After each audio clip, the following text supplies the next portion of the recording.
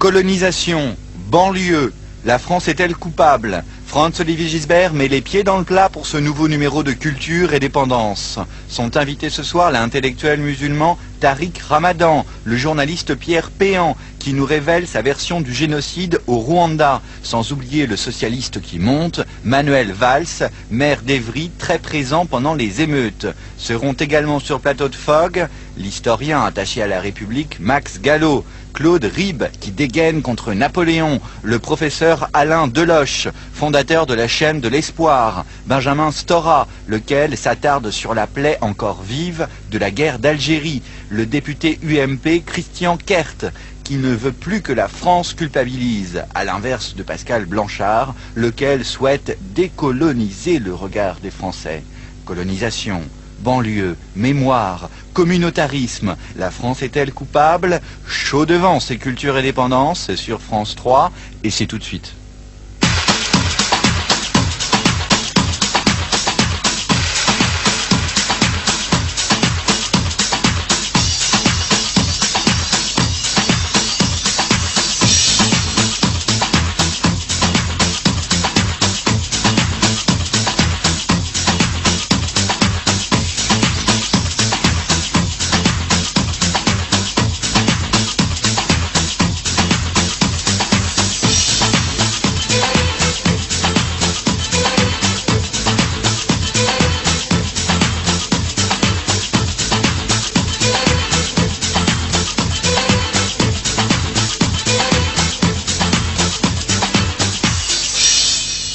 Bonsoir.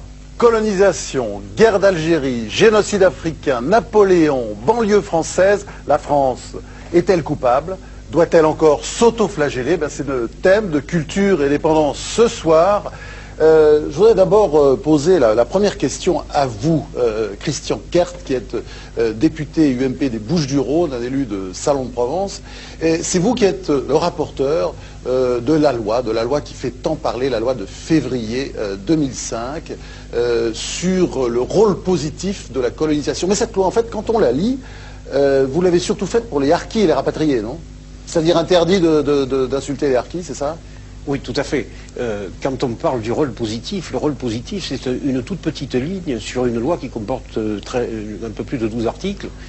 Et c'est venu incidemment dans la discussion. C'est une loi importante, car c'est une loi de reconnaissance de la nation à l'égard des rapatriés métropolitains, des pieds noirs et des harkis. Et elle était attendue depuis très longtemps, cette loi. Mais alors, vous êtes un démocrate chrétien, calme, modéré. Vous attendiez à cette levée de bouclier? Non, pas du tout. Je ne m'attendais pas à ce que certaines forces politiques soulèvent une polémique qui, à mon avis, n'a pas lieu d'être. Car lorsque cet amendement est passé, il faut justifier le passage de cet amendement. Nous avons souhaité seulement, le législateur, qui n'a pas à écrire l'histoire à la place des historiens, les législateurs ont seulement voulu apporter un peu d'équilibre. Nous sommes sollicités depuis des années et des années par des associations de parents d'élèves, de rapatriés, qui nous disent, attention, dans les manuels scolaires, la façon dont on raconte l'histoire de la colonisation, et singulièrement l'aventure française en Algérie, est une façon vue dans un prisme très déformant. Oui, c'est toujours en négatif. Une question comme ça, la colonisation pour vous, elle est globalement positive ou globalement négative? Le bilan. Non, moi je n'ai pas à dire ça, c'est aux historiens comme ceux qui sont autour de cette table à le dire. Il y en a un à côté de vous, oui. Pascal Blanchard, qui a supervisé un ouvrage collectif, La fracture coloniale, aux éditions La Découverte. Alors vous, qu'est-ce que vous pensez de la loi du 23 février 2005 de Christian Kert? Vous pensez que c'est une loi scélérate? La partie sur les harkis ne l'est pas du tout. Elle était attendue, comme monsieur le député vient de le dire, depuis des années. C'est-à-dire qu'il est interdit d'insulter un harki. Mais au-delà de ça, c'est une reconnaissance de la nation aux harkis. Ouais. C'est une loi, la République avait 40 ans de retard sur une loi, il était temps qu'elle le fasse et que le député s'y plonge. Et dans ce débat, ce qui aujourd'hui est choquant, c'est que d'un seul coup, l'idéologique, le politique, intervient dans un débat qui avait déjà du mal à sortir depuis 40 ans. L'histoire coloniale n'est pas intégrée dans la mémoire nationale, n'a pas sa place. Le débat, il n'est pas de savoir si les manuels sont bons ou mauvais depuis quelques années. Les manuels scolaires ont du mal à parler de l'histoire-colonisation, et au moment où ça commençait à peine à s'ouvrir, où on sortait un peu du grand silence, on nous impose une loi, à nous les historiens, qui viennent encore plus bloquer déjà une grande difficulté, d'une certaine manière, de travailler cette mémoire dans la nation. C'est ça le débat de fond. On est sur une posture idéologique. Qu'est-ce qu'on doit faire? Nous prendre une autre posture idéologique, ne parler que des points négatifs pour compenser? Vous voyez dans quelle mécanique on est en train de rentrer? C'est déjà fait. Tous les points négatifs, c'est déjà fait. Mais ce n'est pas vrai. Je pense qu'il en reste même quelques-uns encore à travailler. Donc il y a encore du travail pour les historiens en France. Et la question ne se pose pas en ces termes-là. C'est vous, les hommes politiques, qui êtes en train d'une certaine manière, de vouloir regarder cette histoire coloniale à travers uniquement le prisme, le bien ou le mal. Ce n'est pas ça l'histoire coloniale. On n'est pas dans le génocide. On n'est pas dans les crimes contre l'humanité uniquement. On est dans quelque chose qui est complexe. Bon. Alors je voudrais demander maintenant à un historien, un autre historien, Max Gallo, qui publie Les Romains. C'est aux éditions Fayard, Spartacus, la révolte des esclaves. Enfin, vous avez publié tellement de livres. Hein. Ça, c'est le dernier. Non, mais j'ai surtout publié 3 volumes sur l'Empire, sur, sur la colonisation. Voilà. Donc je dis ça pour que je sois centré dans ce sujet.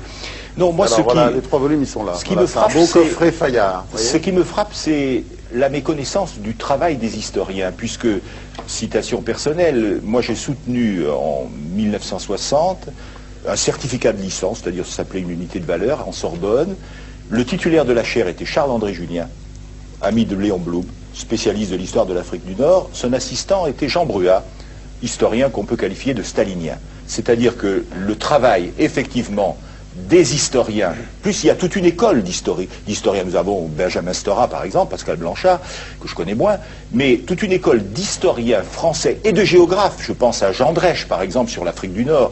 Je pense à Charles Ageron, par exemple. Je parle à André Nouchy. Je pense à Galissot sur l'Algérie. Il y a donc tout un travail d'historiens français au-dessus de tout soupçon, même si leur regard n'a jamais été apologétique, il a été critique, mais je crois que l'histoire de la colonisation, comme toute histoire, a besoin d'un regard critique. Si bien que je reçois mal cette... Pour ajouter Jacques Berck aussi comme grand Jacques Berck, je citais enfin ceux que j'ai personnellement connus. Oui, mais et Christian Kert, il parle des manuels scolaires. Alors, les manuels scolaires, les manuels scolaires, il parle des manuels. Je ne les ai pas consultés depuis longtemps, il est vrai, mais ce que je veux dire, c'est que il y a depuis peut-être une dizaine d'années une tendance du législateur à donner son avis de manière absolue sur les événements historiques.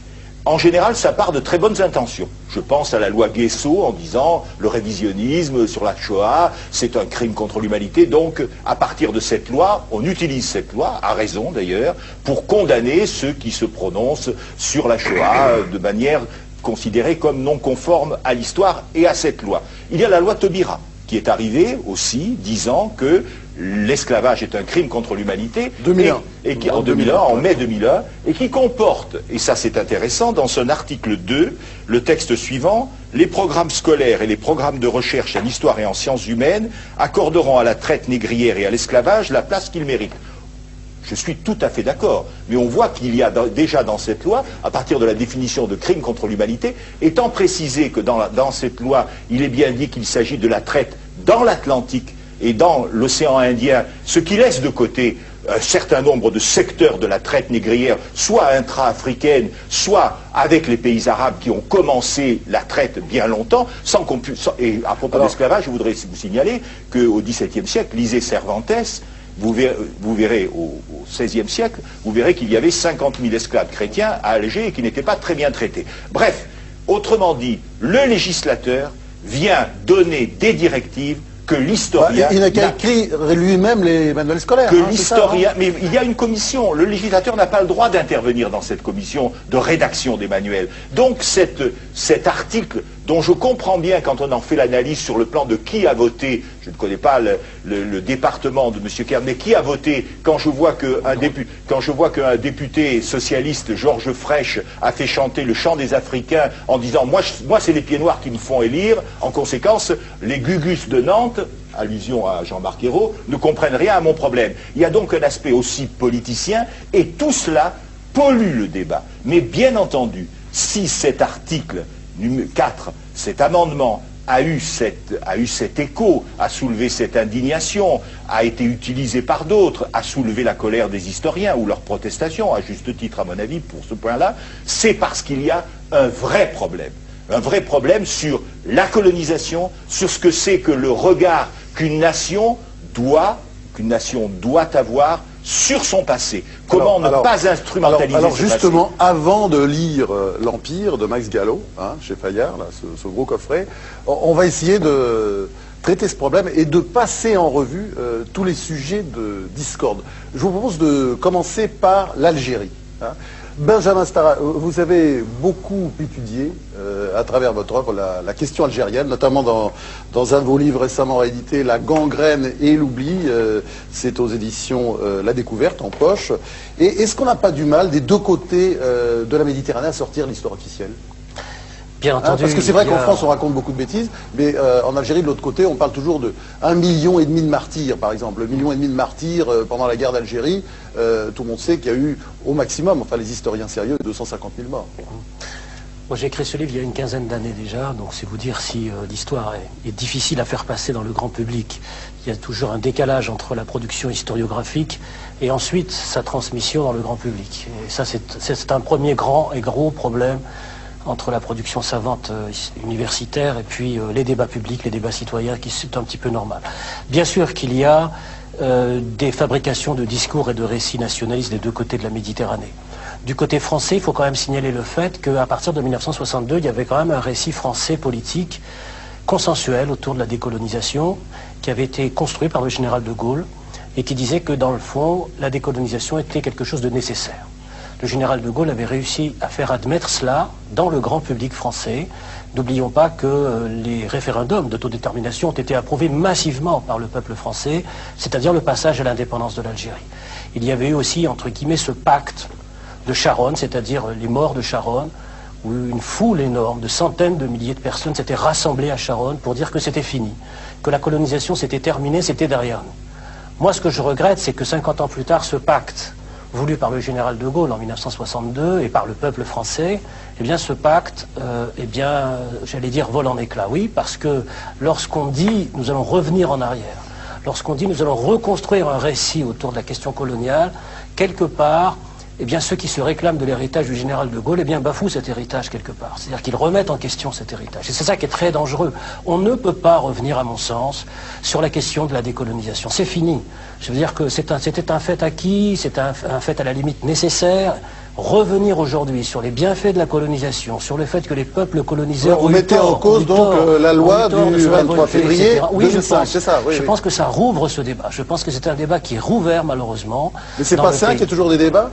Eh bien oui, il faut toujours des débats, mais encore une fois, sur le plan politique, le pacte républicain était quand même celui de l'acceptation du principe de la décolonisation. Et c'est ce pacte-là qu'on veut remettre en question aujourd'hui dans la classe politique française, et qui est grave, qui est très grave. Ça c'est un point que je voulais quand même souligner. Hein. Maintenant, il y a bien sûr les récits nationalistes de l'autre côté de la Méditerranée, puisque pour répondre à votre question, bien sûr que de l'autre côté de la Méditerranée, il y a des récits qui visent à se légitimer, à légitimer le pouvoir d'État, avec effectivement des fabrications de mythologie, d'héroïsme, et qui entretiennent en fait le type de régime politique, des surenchères sur le nombre de morts, surenchères nationalistes qui permettent au régime en place, pas simplement en Algérie, mais dans le reste de l'Afrique aussi, et qui permettent au régime de se maintenir en place, bien évidemment, ça c'est évident. Donc il y a une surenchère, il faut examiner la nature des récits nationalistes, mais des deux côtés de la Méditerranée. Alors, Elisabeth Lévy. Oui, je voudrais simplement revenir un instant sur cette question de l'oubli. Pascal Blanchard parle d'oubli institutionnalisé. Il me semble quand même qu'il y a un élément qui devrait être pris en compte. Il y a deux grands hebdomadaires français qui se sont fondés pour lutter pour la décolonisation algérienne, pour l'indépendance de l'Algérie. La gauche française s'est en large partie refondée sur cette question. Donc c'est quand même une question qui est centrale dans notre vie politique. On ne peut pas dire qu'elle a été mise de côté. Qu'est-ce que vous faites de ça? Pourquoi vous nous dites tout le temps la France ne regarde pas ça? C'est au cœur de notre vie politique depuis 40 ans. C'est pas tout à fait vrai, parce que moi, je sais pas, vous faites référence peut-être à mon livre La gangrène et l'oubli. Je pense qu'il y a eu un oubli à la limite nécessaire dans la société française. Parce qu'on ne peut pas vivre en état de ressassement perpétuel, de rumination sur ce qu'a été cette défaite de l'Algérie française. Donc il y a eu un oubli nécessaire, puis un oubli pervers. C'est-à-dire un oubli qui vise à ne pas accepter les exactions commises pendant cette période. Il y a deux types d'oubli. Il y a un oubli pour vivre. Vous ne répondez pas sur la place de l'Algérie dans notre vie politique. L'Algérie, il a bien fallu l'oublier pour avancer, pour construire une nouvelle culture politique. Il y a eu 68 qui est venu recouvrir l'Algérie. Donc il y a un oubli nécessaire. Il y a une nouvelle génération qui est rentrée en politique sans l'Algérie en 68. Mais vous dites tout à l'heure, on ne peut pas vivre dans le ressassement, mais aujourd'hui on ne vit que dans le ressassement. Pardon? On ressasse, on ressasse. Oui, en ce moment, je pense qu'on est rentré dans une période de ressassement parce que là, c'est un problème de panne de projets politiques pour l'avenir. Donc on se réfugie dans un passé encombrant et on reste prisonnier de l'histoire. Et c'est très très dangereux de rester prisonnier des mythologies de l'histoire. Mais pourquoi est-ce que cette guerre des mémoires s'est à ce point envenimée rapidement? L'année dernière, vous-même, vous étiez agressé paraît-il, dans un salon du livre par des nostalgiques de l'Algérie française. Vous êtes actuellement sous le coup d'une menace de procès par le porte-parole des harkis de Roubaix. Qu'est-ce qui s'est passé? Ça fait effectivement des années que vous travaillez sur ces sujets. Oui, ça fait 30 ans. Dans un calme... Dans un calme relatif. Effectivement, là-dessus, Elisabeth Lévy a raison. C'est vrai que c'est un calme relatif. L'année 2005 a quand même été cruciale à cet égard. Non, c'est vrai qu'il y a un tournant dans l'année 2005, d'où cette émission d'ailleurs de ce soir, évidemment. C'est-à-dire qu'il y a une sorte d'éruption de mémoire. Et on est dans la guerre des mémoires. Je crois qu'il faut arrêter de dire on va éviter la guerre des mémoires, etc. On est dedans. Il y a une compétition victimaire maximale de chacun des groupes. Les historiens ont du mal à faire entendre leurs paroles, c'est-à-dire la complexité. Max Gallo citait tout à l'heure l'école historique française de Charles-Robert Ageron, Charles-Henri Julien, Jacques Berck. Cette école historique française ne peut pas se faire entendre. On est rentré dans cette guerre des mémoires avec la question de l'Algérie au cœur, bien entendu.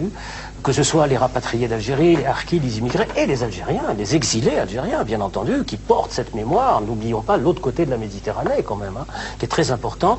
Alors, il faut essayer maintenant de sortir, mais par la politique, de cette guerre des mémoires. On n'en sortira pas par le travail des historiens, parce que les historiens n'ont jamais cessé de travailler. C'est par la politique qu'on en sortira, et on n'en sortira pas par la politique en revenant en arrière et en remettant en question le pacte républicain sur la décolonisation. Ça, ce serait une très grave erreur.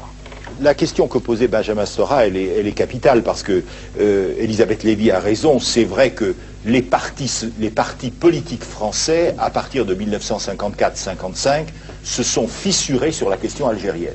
On a vu naître le PSU, on a vu naître des hebdomadaires, lieutenant en Algérie de Jean-Jacques Schermans-Freber, etc. Donc c'était une question qui était tout à fait centrale et je suis d'accord que les référendums et puis les sacrifices des morts de Charonne, les grandes manifestations ont étendu, je dirais, une sorte de consensus sur la décolonisation. Je ne suis pas aussi sûr que lui que cet amendement soit un retour sur cette question de l'acceptation de la décolonisation. On peut en débattre. Mais ce qui est intéressant, je prends l'exemple de mon livre qui est sorti il y a 1 an et demi. Il y a 1 an et demi, le débat de la colonisation sur les colonies, ce livre est sorti, je pensais qu'il allait susciter des débats.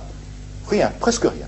Et puis aujourd'hui, la colonisation est vraiment à la une des hebdomadaires. Et ça, c'est très étonnant. C'est parce que je crois que ce qui a progressé, employons un mot qui va faire horreur, je crois que ce qui a progressé, c'est le communautarisme. C'est-à-dire que chaque parcelle d'identité nationale, revendique, tu parlais de guerre de mémoire, revendique son identité et la cherche.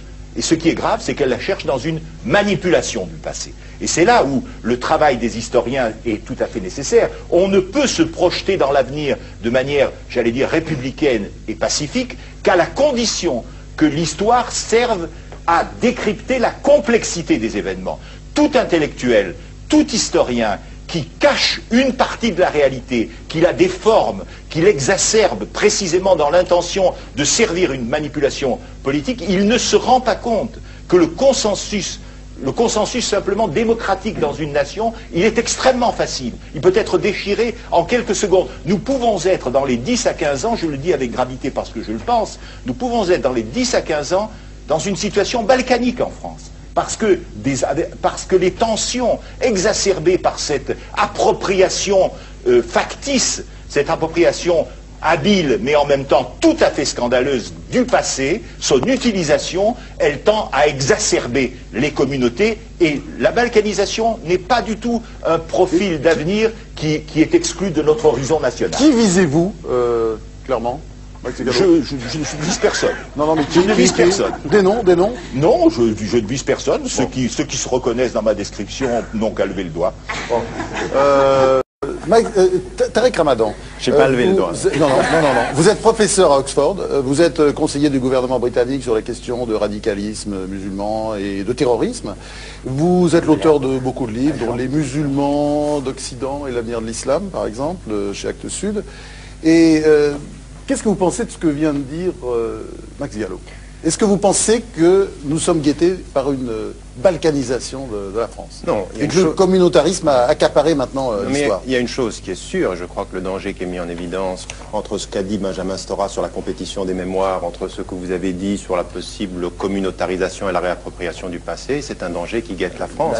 La question est de savoir quelle est la manipulation du passé. Mais oui, la manipulation ne peut pas être, n'est pas d'un seul côté. La vraie question, elle est celle-ci, elle est la projection idéologique sur un savoir ou sur l'histoire, par exemple. D'où vient cette projection idéologique? Et c'est ça la vraie question. Aujourd'hui, est-ce que la France, ou est-ce que le discours que nous avons, le discours officiel, le discours de certains historiens comme vous sur la France, ne fait pas l'impasse entre l'idéal de certains principes et la réalité de ce qu'on est en train de voir sur le terrain? Le vrai problème aujourd'hui, c'est que nous n'avons pas une approche des histoires.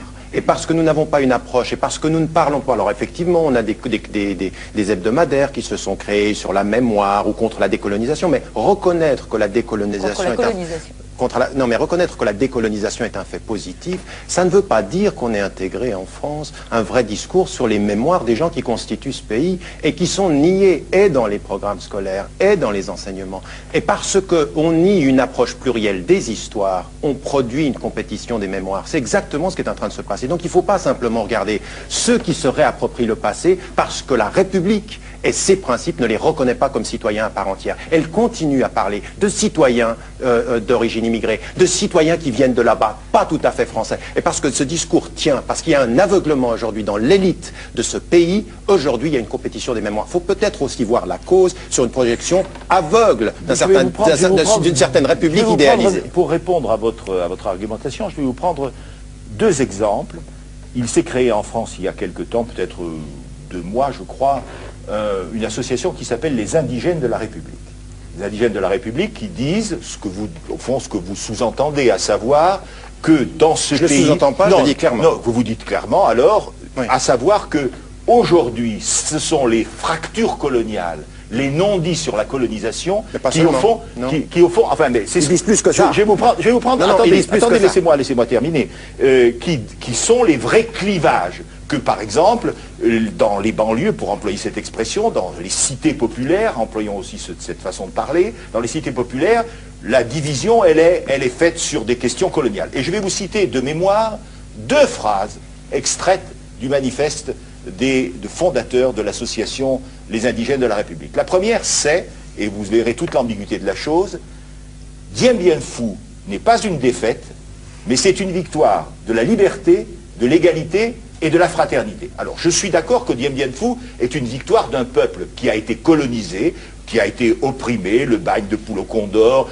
voir le livre d'André Violis sur l'Indochine enchaînée, nous savons, enfin, tout ça a été dit, a été écrit, y compris par Malraux, quand il avait un journal sur place anticolonial. Mais, dire que cette défaite, qui est en effet une victoire de l'émancipation, est en même temps la victoire de l'égalité, de la fraternité et de la liberté, laissez-moi rire. Nous savons ce qu'était le Vietnam, ce qu'était le Vietnam en guerre, à savoir que là, cette phrase, elle masque la complexité de la réalité, à la fois victoire et en même temps défaite de la liberté par d'autres côtés. Et ça, c'est une manipulation. Deuxième phrase à laquelle vous serez peut-être plus sensible.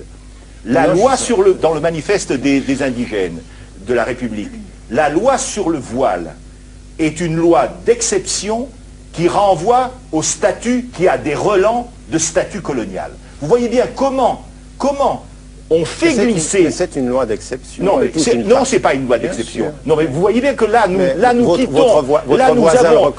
Dans cette phrase, en tout cas, nous avons toute la manipulation du passé, l'utilisation de la frustration et de la révolte, en effet, des mémoires contre un passé qui, en effet, a été parfois occulté, son utilisation dans le débat actuel, la loi sur le voile, c'est une loi d'exception qui renvoie au statut colonial.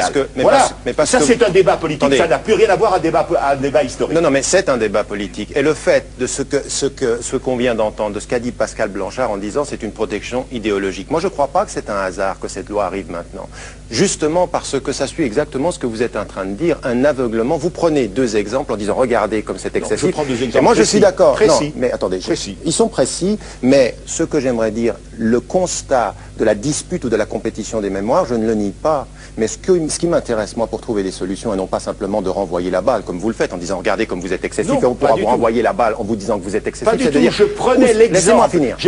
Une seconde, non, j'ai pas pour terminé. que ma pensée soit claire. Je prenais l'exemple de l'utilisation d'un événement historique qui est sensible, des fêtes de Dien Bien Phu, et le renvoi de ce débat, qui est un débat politique, le renvoi à l'histoire et l'utilisation de l'histoire comme manière de manipuler le débat. Vos interlocuteurs prendront l'exemple de cette loi pour dire regardez comment la France est aveugle et c'est excessif. Comment on sort de la solution, comment on trouve une solution, et c'est cela que j'aimerais dire aujourd'hui, c'est qu'il faut quand même que vous acceptiez, que vous regardiez en face le fait que ce qui est dit aujourd'hui en France sur la réalité du processus de la République qui s'est construite, les mécanismes sur lesquels s'est construite cette République, aussi en tant qu'empire, aussi dans la façon dont on a traité les gens, dans les colonies, les indigènes. Mais tout ça n'a rien à voir avec la loi sur le voile. Non, je ne parlais pas de ça, je parlais pas de ça. Je suis en train de parler exactement de notre sujet, à savoir que si on veut aujourd'hui faire cesser la guerre ou la compétition des mémoires, il va falloir qu'en France, on revisite l'idée que l'on a de sa propre histoire et de façon critique. C'est cela que je suis en train de dire. Sur un petit point précis, vous voyez... Est-ce que vous êtes d'accord avec cela? Non. Ça demanderait un grand débat. Loi sur le voile... Mais pourquoi vous me parlez de ça? Non, je vous parle de ça parce que c'est l'utilisation d'un événement... Je ne suis pas en train de parler de ça, vous faites une obsession là-dessus. Moi, je vous en parle. Mais pourquoi vous m'en parlez? Ça renvoie à l'État colonial. C'est une loi qui évoque l'État colonial. Or, comme vous le savez, j'imagine, la colonisation... Non, pas la loi sur la colonisation française...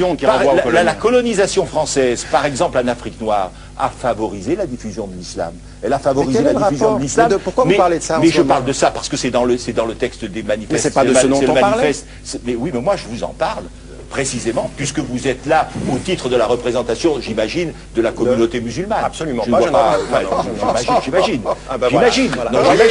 J'imagine parce que je ne vois pas bien de sortir dans le débat exactement. Mais non, parce que l'aveuglement de votre représentation. Je ne suis pas représentant des communautés musulmanes. Moi, je ne représente pas Dieudonné, alors je vous arrête tout de suite. Je ne vous ai pas interpellé. Manuel Valls, vous êtes député maire socialiste d'Evry, dans l'Essonne, et vous publiez La laïcité en face, c'est aux éditions des Clés de Brouwer. Et alors, quand vous avez entendu ce débat, bien entendu, je suis sûr que vous êtes du côté de Max Gallo, hein, quand on a lu La laïcité en face. Vous êtes du côté de Max Gallo parce que vous êtes un républicain, vous voulez remettre la République sur pied, vous pensez que tout fout le camp. Et vous pensez qu'on est en voie de balkanisation, hein? J'ai lu votre livre entre les lignes quand même. Hein? Non, il faut le lire, c'est un livre d'entretien. Je résume entre les lignes. Avec Virginie Malabar qui part de la réalité. Oui. Et la République et la laïcité, évidemment, j'y crois, mais à condition qu'elle se modernise et qu'elle s'adapte à la réalité. Et si nous sommes toujours dans un débat sur le passé, nous aurons beaucoup de mal à affronter les problématiques de ce pays. Et puis, vous savez, la France, elle s'est beaucoup construite sur l'histoire officielle, ou sur l'allégorie historique. La République française, tout au long du 19e siècle, la Troisième République surtout, se construit sur une certaine idée de la Révolution française. Il a fallu attendre l'école de Furet pour porter un autre regard. Il a fallu des historiens essentiellement américains pour porter un autre regard sur la période de Vichy. Il a fallu le travail de toute une école d'historiens, du travail par exemple de Benjamin Stora sur la guerre d'Algérie, mais aussi sur l'immigration, pour aussi porter un autre regard. Et donc, il faut faire très attention, effectivement, quand les politiques, en plus, se divisent, ça a été le cas à l'Assemblée nationale, sur cette question, encore il y a quelques jours, à propos de la proposition de loi des socialistes visant à abroger cet article 4. Oui, mais enfin, les socialistes, ils ont voté l'article 1 de cette loi du 23 février 2005. Les socialistes ont été très absents du débat. Ah, mais ils ont voté pour. Oui, les socialistes, ils n'ont pas voté l'amendement qui a été présenté. Ils ont représenté une proposition de loi visant à abroger cet article. Mais encore une fois, quand on porte un regard politique et à travers un amendement parlementaire dont on sait bien qu'il a forcément aussi des conséquences électorales, politiques, liées à un électorat, notamment dans le sud de la France, on fait fausse route. Et moi, ce qui m'inquiète, c'est, là je suis d'accord évidemment avec Max Gallo, c'est qu'on utilise de part et d'autre ces visions historiques pour un affrontement dans une France qui aujourd'hui ne va pas bien. Et c'est le reflet d'une crise d'identité, d'une crise de sens, d'une crise de repères. Si ce pays est en train, en permanence, de parler de son histoire et de son identité, c'est bien qu'il ne sait pas très bien où il va. Alors, il y a deux solutions. Ou on refonde la République, et on adapte la laïcité aux réalités de notre pays, ou alors, effectivement, c'est la balkanisation, c'est les communautarismes. C'est ceux qui sont les adversaires, comme Tariq Ramadan, de la République et du modèle qui est le oui, vous êtes un Je le crois profondément. République. Je ne l'accuserai jamais, par exemple, d'être le représentant d'une communauté. Ça n'est absolument pas le problème. C'est une accusation d'être Mais je crois que Tariq Ramadan, à travers ses livres, il le démontre très bien. Oui, vous n'êtes pas gentil avec lui d'ailleurs dans votre livre. Je vous lis, monsieur Ramadan, toujours. Quel livre? Où est-ce que j'ai dit un propos contre la République? Je suis même opposé à vous, je suis pour l'application absolue et stricte de la loi de 1905. Je pense que précisément dans la dénonciation de l'Occident, du modèle jamais occidental dénoncé d'une manière générale. Mais je suis un occidental, je suis en train de proclamer partout. Dans votre représentation que vous faites de l'Occident, dans la manière, y compris par exemple dont vous critiquez la loi sur les signes religieux à l'école, oui, vous ne partagez pas effectivement la même vision de la République, 99% des Européens hors de France qui est la mienne, cette loi, qui est la mienne, et précisément parce que ma vision de la République, c'est de lutter contre ce morcellement. Et c'est d'offrir une réponse politique républicaine et non pas une réponse politico-religieuse, notamment à ceux qui souffrent dans nos quartiers. Écoutez, et c'est là où le débat est le plus important. Est-ce que je peux répondre? Mais évidemment. Quelqu'un qui respecte la loi, quelqu'un qui est un républicain. J'étais contre cette loi et je pense que c'est une très mauvaise loi. Ce que j'ai dit à partir de là, c'est le respect de la loi et la continuation des débats démocratiques. Si ça n'est pas républicain, je ne sais pas ce que veut dire la République, cher monsieur. Premier élément. Deuxième élément. Parce que vous confondez la démocratie et la République. Et moi, je ne la confonds pas. Je pense qu'on peut être démocrate, le respect, mais je crois que la République, c'est une réponse au problème que nous connaissons. Mais le respect de la République, c'est le respect de la loi et la continuation du débat démocratique. C'est ce à quoi j'appelle. À partir de là, je ne vois pas où est la contradiction. Deuxième élément, cher monsieur. Elle est bien là. Mais il n'y en a pas de contradiction. Si, deuxième élément. Ce que vous n'affirmez pas. N'affirmez pas. Je n'affirme pas quoi. Je n'affirme pas quoi. La réponse républicaine n'est pas la même qu'une réponse... La réponse républicaine, c'est de respecter la loi de la République, non, oui ou non? Pas seulement. C'est une certaine conception du vivre ensemble. Ça n'est pas une république et des quartiers morcelés. Mais monsieur, et vous, à travers, non pas vos livres, monsieur Ramadan, mais vos cassettes, vos interventions dans les mosquées, vous apportez une autre réponse. C'est une réponse politico-religieuse, alors que la réponse pour sortir le pays de la crise d'identité, c'est une réponse politique d'ensemble. C'est la manière dont on vit ensemble dans ce pays. Et c'est pas ce que vous proposez. C'est une réponse politique. Alors, vous continuez et vous maintenez des propos extrêmement généraux sur ce que je dis, mais je vous demande des choses précises. Où et dans quel texte j'ai eu un rapport critique à l'Occident? J'aimerais vous entendre citer quelque chose et non pas de vagues propos généraux sur oui, il a un double discours. Ça suffit avec ça. C'est toujours la même rhétorique, monsieur Ramadan. Mais vous n'apportez jamais de réponse, monsieur Valls. Et vous n'apportez pas de réponse à la différence. J'aimerais juste avancer. J'aimerais juste avancer. Le parlementaire français qui est confronté à ces problèmes-là, contrairement à vous. Moi, je ne suis pas confronté. Je connais la France et je connais certes, oui, même votre, non, pas en général. Je viens, oui, absolument. Vous avez tenu des propos très intéressants. On va les citer tout à l'heure. Mais citez-les très précisément, s'il vous plaît. Alors, j'aimerais venir à quelque chose d'extrêmement précis. On peut les citer tout de suite, là, les propos, puisque vous êtes venu avec des fiches. Non, pas du tout, mais ça renvoie d'ailleurs à un certain débat sur l'histoire. Citez les propos, s'il vous plaît.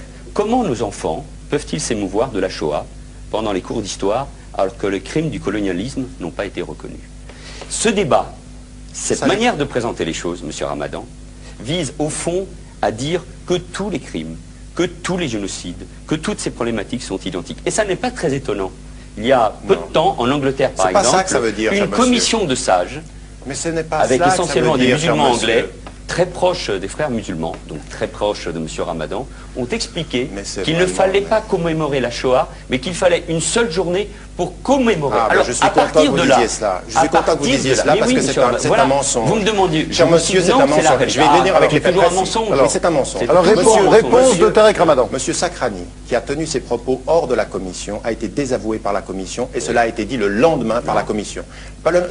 J'y participe à cette commission, d'accord, cher monsieur? Donc, je m'y suis moi-même opposé et la commission et le gouvernement, le rapport qui est sorti ne fait jamais mention de cela. Ce que vous rapportez a été rapporté par le Sun le lendemain et si pour vous, le Sun est la référence, eh bien, libre à vous, cher monsieur. Je vous ai cité, monsieur Ramadan, Deuxième élément, et nous sommes exactement au cœur de la problématique.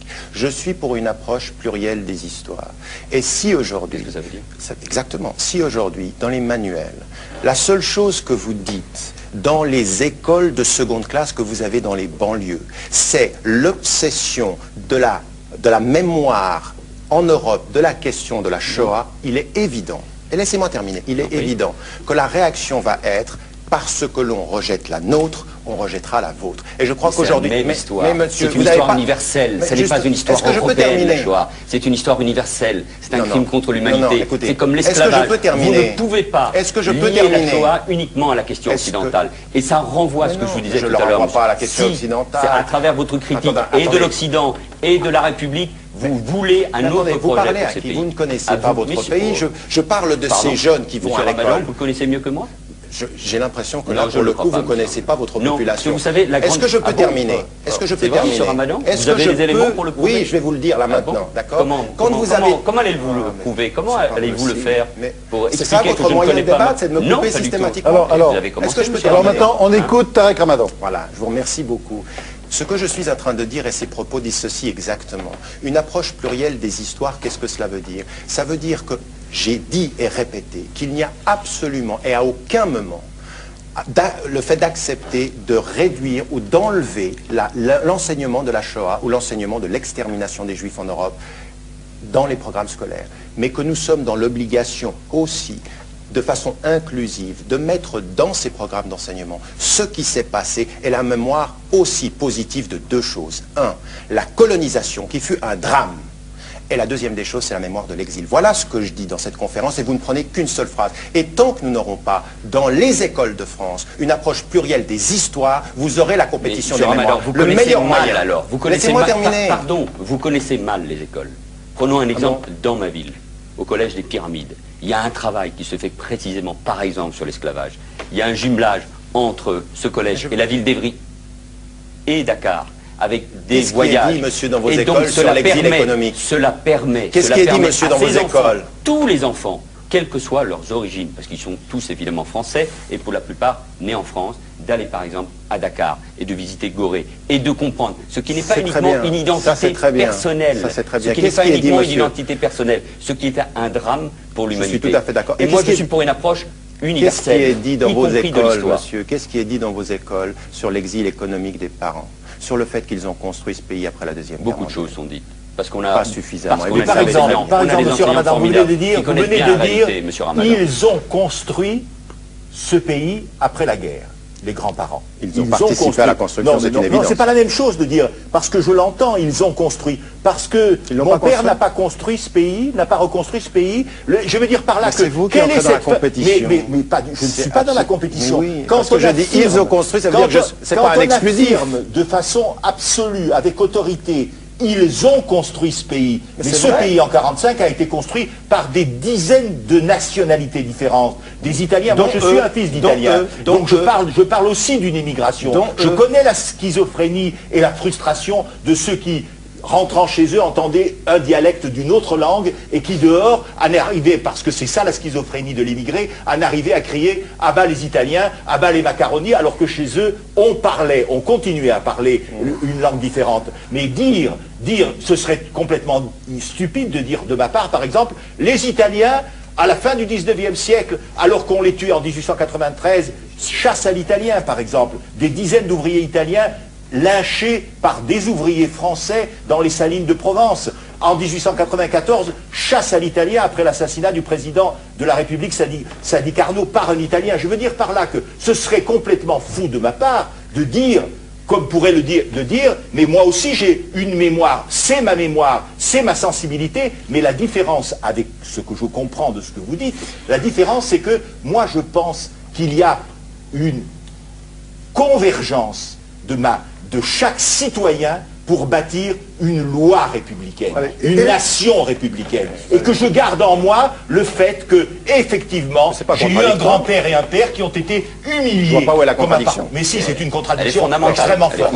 Alors, Alain Deloche, il publie Comme un éléphant blanc, c'est aux éditions Michel Lafon, et un livre c'est une autobiographie, vous racontez votre histoire, une histoire qui force le respect, puisque vous êtes une des grandes figures de l'humanitaire en France, hein, vous êtes le patron de ce qu'on appelle la chaîne de l'espoir, vous figurez, dès qu'il y a un problème dans le monde, vous accourez tout de suite. Je viens là, d'ailleurs. C'est ça, voilà, vous êtes là ici, bon, pour nous donner des conseils. Et bon, vous êtes chirurgien cardiaque à Georges Pompidou. Et je vais vous demander, vous qui allez partout, notamment beaucoup en Afrique, vous avez le sentiment que la colonisation n'a laissé partout que de mauvais souvenirs? On a 1 heure de débat. Non, je crois qu'il y a un vrai travail d'historien à faire sur les apports au cours de cette période coloniale qui fait un siècle, grosso modo. Alors le médecin a un discours tout à fait différent. Oui, parce qu'il y avait des Deloches pendant la colonisation, je suis sûr. Oui, des Deloches en Asie, des Deloches en Afrique. Voilà. Il y a des missionnaires... Non, moi, simplement, je suis... Il y avait le docteur Schweitzer. Mon oncle, il était là. Bon, alors, non mais moi, je n'ai rien à voir avec l'Algérie, je n'ai rien à voir avec l'Afrique, je n'ai rien à voir avec l'Asie, et puis, nous, au cours des années 80-90, nous avons voyagé. Et on a retrouvé les fantômes de ces médecins quand même, la grande école pastorienne, je sais que ça n'a rien à voir dans le débat, mais quand même, Yersin, ça existait. C'est dans le débat, chaque matin, c'est la colonisation. Oui, ils étaient alors là. Évidemment, le corps de santé militaire, quand même, rendons hommage à Jameau. Hein, Jameau, qui allait en brousse lutter contre la maladie du sommeil. Donc je dirais même quelque part que ce sont les précurseurs, parmi eux. Je ne suis pas innocent, je sais ce qui s'est passé, j'essaye d'être objectif. Et de dire que, voilà, il y a un vrai travail, et je crois qu'on en a parlé tout à l'heure, d'historien. Je ne suis pas historien, mais j'aimerais vous aider. Je crois qu'il y a des thèses. L'hôpital Calmette à Phnom Penh. Donc, je crois quand même que là, c'est vrai que ce qui me fait le plus de la peine, c'est que la mémoire s'efface sur ces grands de la médecine, et je parle de la médecine universelle, qui rejoignent la médecine arabe, qui rejoignent la médecine chinoise, qui rejoignent quand même celui qui a, Yersin, qui a découvert le bacille de la peste, c'est au niveau de l'humanité. Donc voilà, et ces hôpitaux que je découvre quand même, c'était des bâtisseurs, ces types-là quand même. Moi, ce que je voudrais dire sur le livre d'Alain Deloche, qui est un très très beau livre, un très grand livre humain, enfin c'est une aventure extraordinaire qu'on voit à travers tout cet ouvrage, c'est un livre passionnant. C'est deux choses, je voudrais dire 2 choses. D'abord que il y a Lavran aussi, hein, parmi les grands savants qui ont fait des découvertes. Il y a effectivement un extraordinaire prestige français de la médecine à l'échelle du monde entier. Et les populations du Sud aujourd'hui regardent la France en grande partie grâce à l'action d'hommes comme Alain Deloche, parce qu'il y a un extraordinaire prestige français. Ça, c'est une chose très très importante. On regarde vers la France parce que précisément il y a cette trace mémorielle qui se perpétue à travers l'action qu'on voit très très bien décrite dans cet ouvrage. Et puis aussi, je voudrais dire une chose tout à fait personnelle, c'est qu'Alain Deloche m'a sauvé la vie puisqu'il m'a quand même opéré 4 fois du cœur. Et je tenais à le dire ici quand même ce soir, c'est un extraordinaire chirurgien. Oui, c'est pour ça qu'on l'a invité, parce qu'on pense à nous pour le prochain coup. Oui. Absolument, parce que c'est pas simplement quelqu'un qui a fondé une organisation internationale humanitaire, c'est aussi un immense chirurgien cardiaque. Max Gallo. Moi, je veux vous citer une phrase que je cite souvent parce que je la trouve admirable. Elle est de Camus en 1958 et qui dit ceci: il est bon qu'une nation soit assez forte de tradition et d'honneur pour trouver le courage de dénoncer ses propres erreurs. Je crois que ne pas dénoncer ses propres erreurs ou ses propres crimes est évidemment un crime contre la nation elle-même. Et donc là-dessus, il n'y a pas d'hésitation. Mais elle ne doit pas oublier, et je me tourne vers le docteur Deloche, mais elle ne doit pas oublier les raisons qu'elle peut avoir encore de s'estimer elle-même. C'est-à-dire, précisément, qu'elle ne soit pas constamment dans le déni de sa propre histoire, qu'elle passe son temps à envoyer de la fiente sur son visage en disant « je suis coupable, repentance, pénitence ».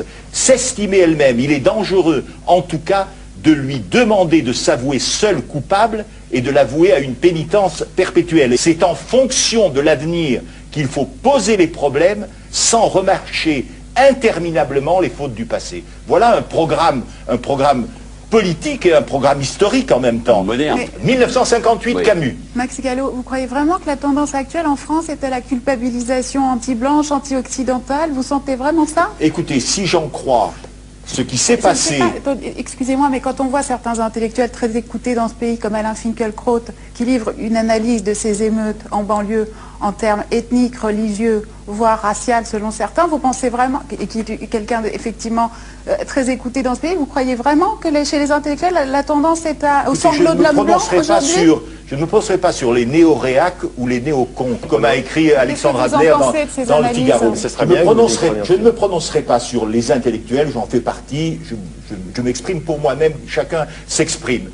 En tout cas, je ne voue pas aux gémonies et à l'enfer Alain Finkielkraut. Mais il ne s'agit pas de ça. Mais c'est ce qui a été fait dans un hebdomadaire de manière, à mon avis, totalement hypocrite et scandaleuse. Bref, mais si j'en juge par l'attitude des élites gouvernementales, qui ne sont pas capables, le 2 décembre 2005, de non pas célébrer, mais de réfléchir sur ce qu'a représenté dans l'Europe du 19e siècle la victoire d'Austerlitz, non pas pour dire Napoléon est un personnage admirable, pour dire il a rétabli l'esclavage, et de ce point de vue-là, je le dis avec force, l'esclavage étant un crime contre l'humanité, il peut évidemment être accusé d'être lui-même un criminel contre l'humanité. Loi de mai 2001. Loi de mai 2001, je le dis avec précision. Vous ne l'avez pas toujours dit. Mais je l'ai toujours dit. Mais je constate que vous n'avez pas répondu. Non, mais si je continue, et qu'ils sont au contraire capables d'aller dans la Manche célébrer la victoire anglaise de Trafalgar, je m'interroge vraiment beaucoup sur le sentiment de nos élites par rapport à ce qu'est la réalité de notre histoire. Et voilà, je réponds à votre question. Max Gallo, si Jacques Chirac et Dominique de Villepin ont rasé les murs pour la célébration d'Austerlitz, c'est peut-être simplement parce qu'ils avaient lu Claude Ribes. Le crime de Napoléon chez Privé. Alors ça, c'est un livre, évidemment, qui fait beaucoup de bruit. Très belle opération de marketing, monsieur Ribes, bravo, chapeau. Vous êtes l'un des dirigeants du collectif des Antillais, Guyanais et Réunionnais, avec un très beau pédigré universitaire. Et Mahorais. Vous avez été l'attaché de presse de Christine Devier-Jancourt, j'ai vu ça. Vous avez tout fait, vous avez fait tous les métiers. Hein. Et vous publiez un livre, Le crime de Napoléon. Vous comparez l'empereur, si cher à Max Gallo, j'ai apporté tous ces Napoléons-là, vous voyez, c'est des succès énormes, vous le comparez à Hitler. Et vous dites c'est un afro-homophobe, fasciste, raciste. Je dis que Napoléon avait rétabli l'esclavage. Et ici même, Max Gallo qui nous dit aujourd'hui que c'est un crime contre l'humanité pour Napoléon d'avoir rétabli l'esclavage, nous disait qu'il ne savait pas. Donc apparemment, vous savez, maintenant vous ne saviez pas. Non, je peux tout à fait préciser ma position, et j'y tiens, puisque c'est sur ce malentendu, à mon avis, très habilement utilisé, comme la commémoration, comme la sortie du livre et la date. En effet, l'esclavage est un crime contre l'humanité. J'étais d'ailleurs en train d'écrire ce livre qui va paraître en janvier sur la révolte servile. C'est un crime contre l'humanité peut-être le plus symbolique, puisqu'il s'agit d'hommes qui considèrent d'autres hommes comme, pour parler comme les Grecs ou les Romains, des animaux parlants ou des outils parlants.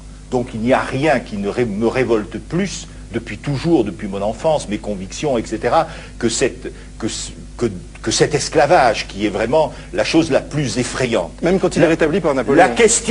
Évidemment, la question qui se pose, et c'est une question fondamentale en termes d'histoire, c'est celle de l'anachronisme. Autrement dit, et c'est pourquoi dans ce livre il est question des chambres à gaz.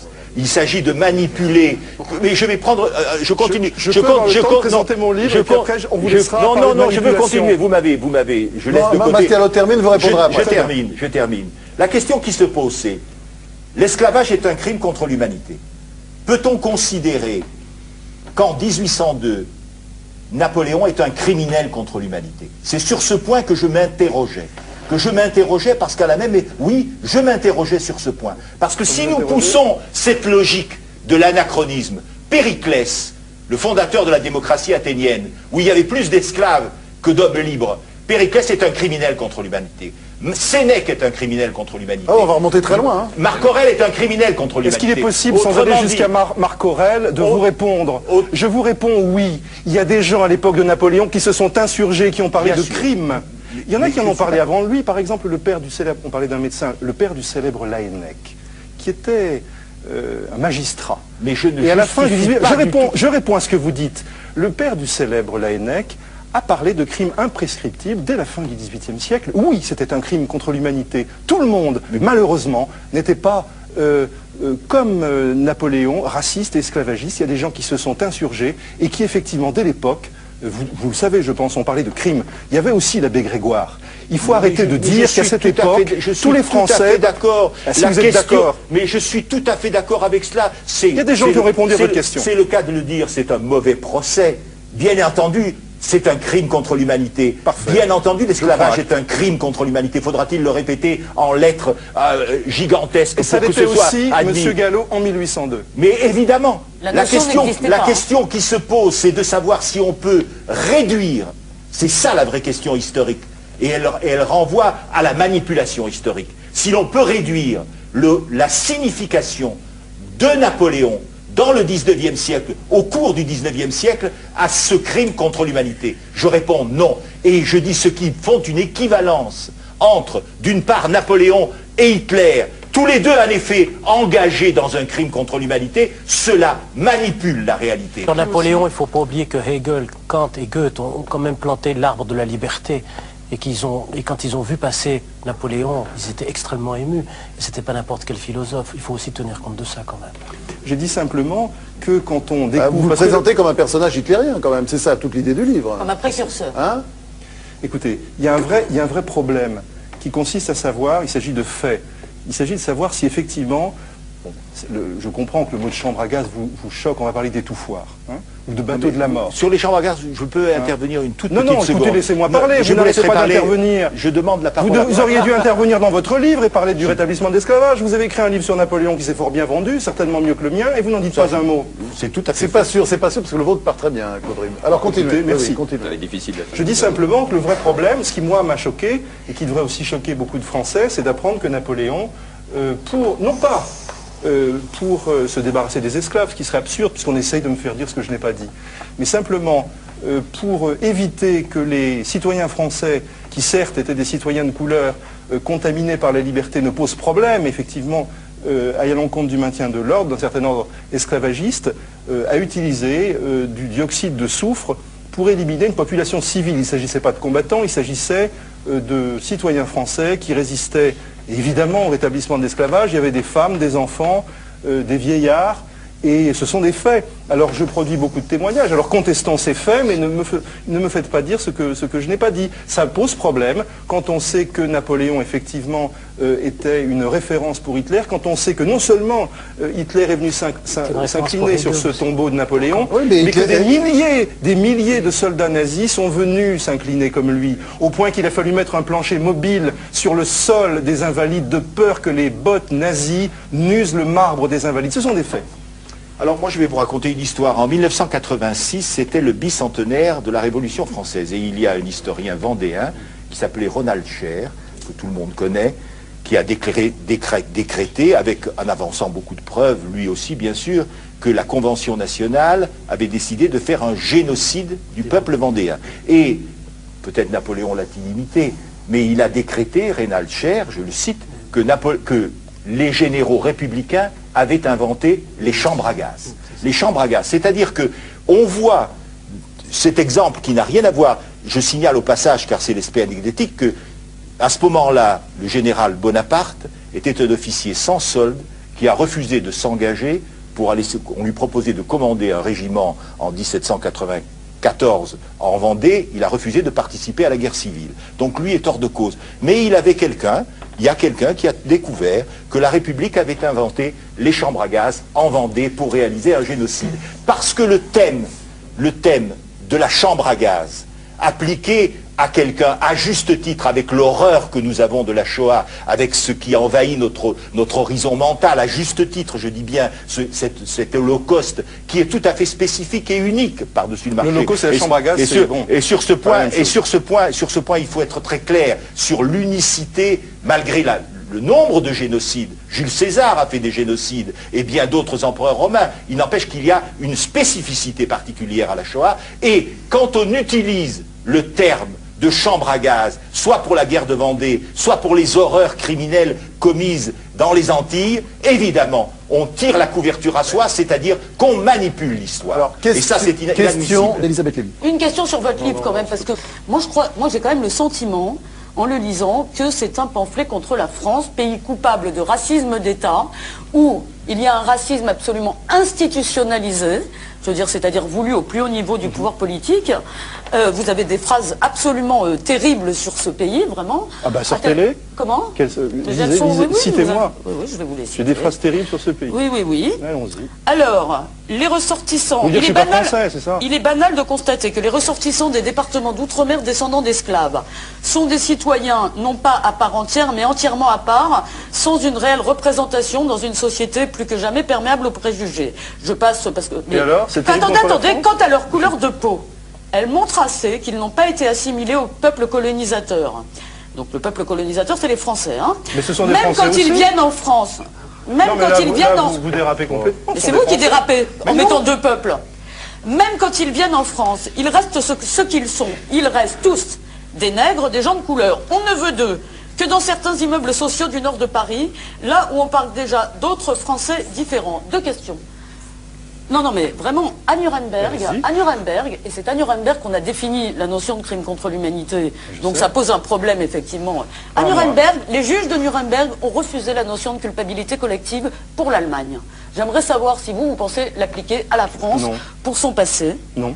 Et la deuxième question, comment est-ce que vous espérez favoriser, je veux dire, le fait que des citoyens qui seraient des citoyens de seconde zone deviennent des citoyens à part entière en leur disant qu'ils vivent dans un pays ontologiquement, je veux dire, et durablement raciste. Expliquez-moi ça, Claude Rib, parce que là, j'arrive pas à comprendre. Écoutez, Elisabeth Lévy, je n'ai jamais dit ça. Je n'ai jamais dit que la France était durablement raciste. J'espère que non. En revanche, vous, en essayant de réduire le débat à un affrontement entre communautés, vous le faites. J'ai envie de rigoler, là. Benjamin Stora. Vraiment, très rapidement, dans ce débat, une petite touche historique, c'est que il faut quand même introduire la problématique des deux France dans la Révolution française et par la suite.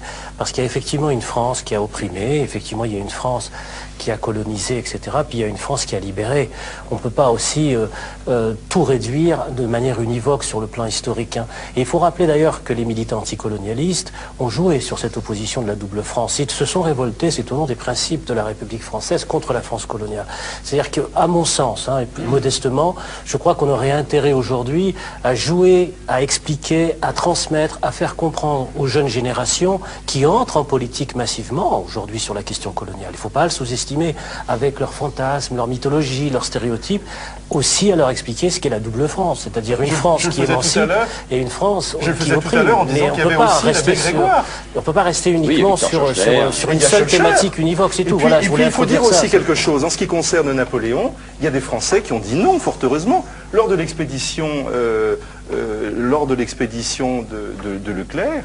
Il y a de grands Français qui ont refusé de gazer, qui ont refusé de noyer, et qui étaient des Français peut-être qui venaient de la Basse-Bretagne, ou qui venaient peut-être de l'Est de la France. Je ne les ai pas oubliés dans mon livre. Claude Rib, jusqu'où il faut remonter? Parce que les Romains, par exemple, ont colonisé la Gaule. Est-ce qu'on leur demande des comptes aujourd'hui aux Italiens? Est-ce qu'on demande à Berlusconi des réparations? Écoutez, je crois qu'il ne faut pas caricaturer. Si on remonte jusqu'en 1635, ce sera déjà pas mal. C'est l'année à peu près où la colonisation a visé d'une manière durable les Antilles. On ne peut pas comparer les relations entre Romains et Gaulois et les relations que les colonisateurs du XVIIe siècle ont eues vis-à-vis de l'Afrique. Il ne faut pas tout mélanger. Il y a eu le Code noir, il ne faut pas l'oublier, on n'en parle pas beaucoup du Code noir. On parle souvent du Code civil pour Napoléon. Mais le Code noir, Napoléon l'a rétabli et l'a même aggravé en un certain sens. On n'a jamais codifié comme on a codifié dans le Code noir. Il y a quelque chose, je veux bien admettre que pour la Shoah, il y a quelque chose effectivement de particulier, ne serait-ce que dans le nombre de personnes sacrifiées d'une manière ignoble. Il y a aussi quelque chose de particulier dans la déshumanisation qu'implique le Code noir. Et on ne peut pas comparer ça avec les rapports qu'il peut y avoir entre les Romains et les Gaulois. Alors on s'amuse bien, Claude Rib, en lisant votre livre, hein, c'est clair, même si on n'est pas forcément convaincu quand on a terminé. Oui, parce que c'est un petit peu fabriqué, quoi. C'est un livre, il faut bien le dire, mais c'est bien fait, c'est du bon travail. Simplement, est-ce qu'il n'est pas le symptôme de ce que Manuel Valls appelle dans son livre ça vous amuse, François-Olivier Gisbert, ça vous amuse les chambres à gaz et le gazage des gens, les noyades, les chiens? Moi, ça m'a pas du tout fait rire. Le fait de l'écrire, ça a été assez prenant, et moi ça m'amuse pas. Ce qui est intéressant, c'est l'utilisation que vous venez de faire, c'est une fabrication, de façon tout à fait libre et spontanée, du terme chambre à gaz. Oui, ben, il n'appartient à personne. Ce qui est en effet il n'y a pas encore de loi qui interdise de comparer. Mais vous avez tout à fait le droit de l'utiliser. On va dire vous signifiez par là que votre manipulation de l'histoire est véritablement la clé, le ressort de votre livre et de votre démarche. L'avez-vous lu et de votre démarche. L'avez-vous lu? Non. J'ai envie de demander à Manuel Valls, qui emploie cette expression dans son livre, La laïcité en face, est-ce que c'est pas le symptôme, ce genre de livre, Le crime de Napoléon, avec la photo d'Hitler en couverture, est-ce que ce n'est pas le symptôme de ce que vous appelez le complexe colonial? Oui, mais je pense que ce complexe colonial existe. Je crois qu'il y a une recherche d'identité dans un certain nombre de groupes politiques et qui utilisent l'identité à des fins politiques et qui effectivement ne correspondent pas encore une fois au projet que moi je me fais de mon pays. Et donc c'est ça qui est aujourd'hui inquiétant. Et ces débats sur l'histoire, ou ces débats sur le colonialisme, ou ces débats sur l'esclavage sont le reflet non pas d'une controverse sur l'histoire. C'est pas un débat d'historien que nous venons d'avoir sur la comparaison entre Napoléon et Hitler. Non, c'est un débat sur le futur de la France. Comment elle se construit, sur quelle identité. Je crois qu'il y a incontestablement un problème entre la France et les Antilles et du traitement qu'on a fait des Antillais et d'une manière générale des ressortissants français d'outre-mer, du rapport entre la métropole et l'outre-mer, évidemment. Et c'est ce qui explique que la semaine dernière, le ministre de l'Intérieur n'a pas pu se rendre aux Antilles, par exemple, à partir de la critique qui est faite du fameux article 4 de la loi dont on a parlé. Ça, c'est des... Ces déclarations sur M. Finkielkraut aussi. Et ça, ce sont de vrais sujets. Mais en tout cas, sur l'utilisation d'un certain nombre de groupes à des fins purement politiques, qui est d'instrumentaliser. Parce qu'il ne s'agit pas uniquement d'analyser, mais...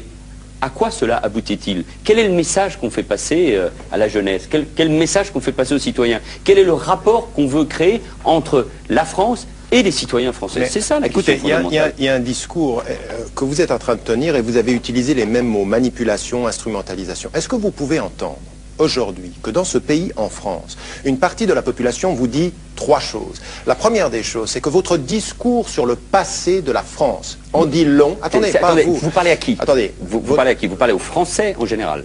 Oui, le discours aujourd'hui officiel sur moi, je ne représente pas le discours officiel. D'accord, non. Oui, vous le représentez d'une certaine façon. De quelle partie de la population parlez-vous? D'accord, alors je vais être très de la population parlez-vous? Ça, c'est très intéressant.